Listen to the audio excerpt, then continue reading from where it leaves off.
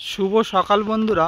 বন্ধুরা, এখন বৈশাখ মাস, আর এই বৈশাখ মাসে মানে 8টা বাজলেও মনে হয় যেন 10টা 12টা বেজে গেছে। আর বন্ধুরা, এখন আমি আছি রামরাজাতলা স্টেশনে। রামরাজাতলা এলেই মনে পড়বে তোমাদের রাম ঠাকুরে। বন্ধুরা চলো, আজকে আমি যাব রাম ঠাকুর দেখতে। তাহলে তোমাদেরও সঙ্গে নিয়ে যাব, চলো দেখতে থাকো। এই রামরাজাতলা যে পরিমাণে রোদ পড়েছে, ও এত রোদের তেজ, তাই চলো আমরা একটু ঘুরে আসি, রাম ঠাকুর দর্শন করে আসি। তোমাদেরও ভালো লাগবে, আমারও ভালো লাগবে।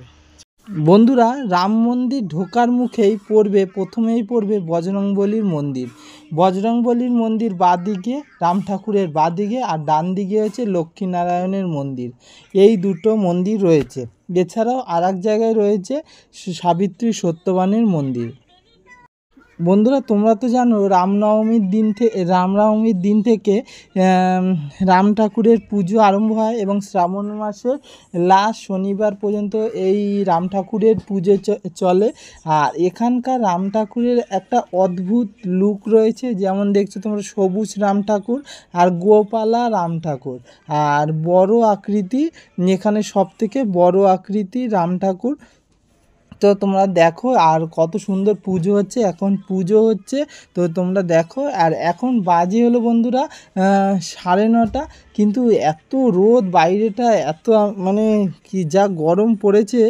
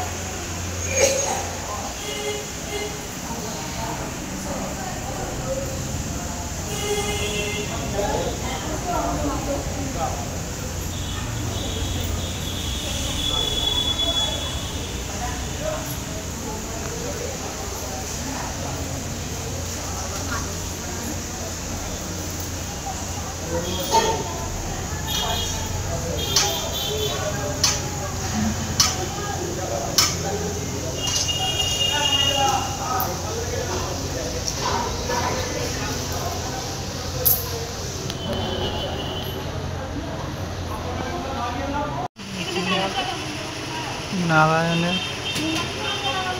প্রসাদ, মা লক্ষ্মী।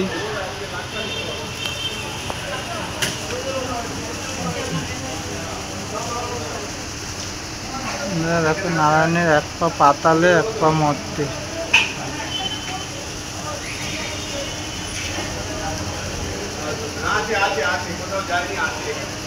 বৈশিষ্ট্যমণি,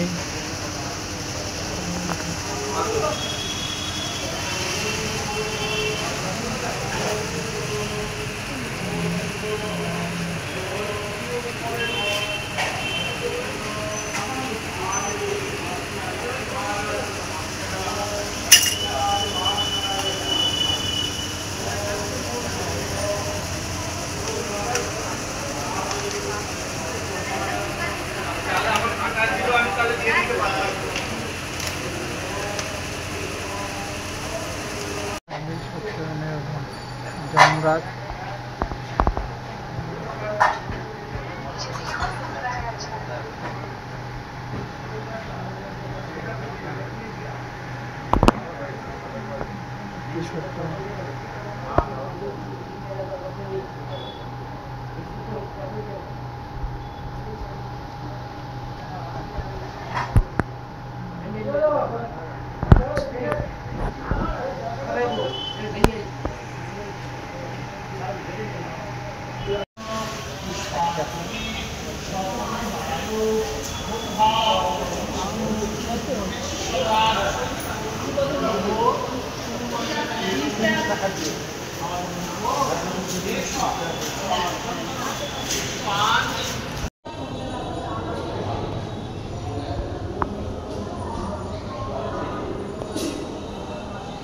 জয় শ্রীরাম।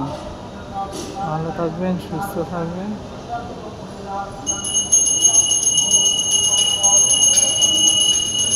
দেখো বন্ধুরা, যে আমাদের সেই ঠাকুর।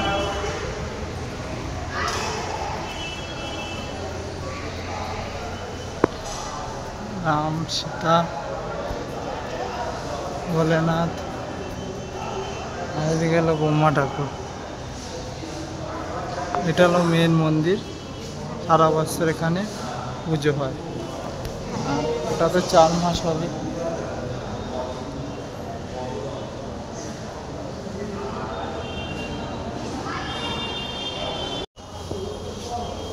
বন্ধুরা, এই রাম মন্দির দেখে তোমাদের কেমন লাগলো, রাম ঠাকুর দর্শন করে কমেন্ট করে জানাবে। ভালো লাগলে লাইক করবে, আরও অন্যান্য বন্ধুদের সাথে শেয়ার করবে। সবাই ভালো থাকবে, সুস্থ থাকবে।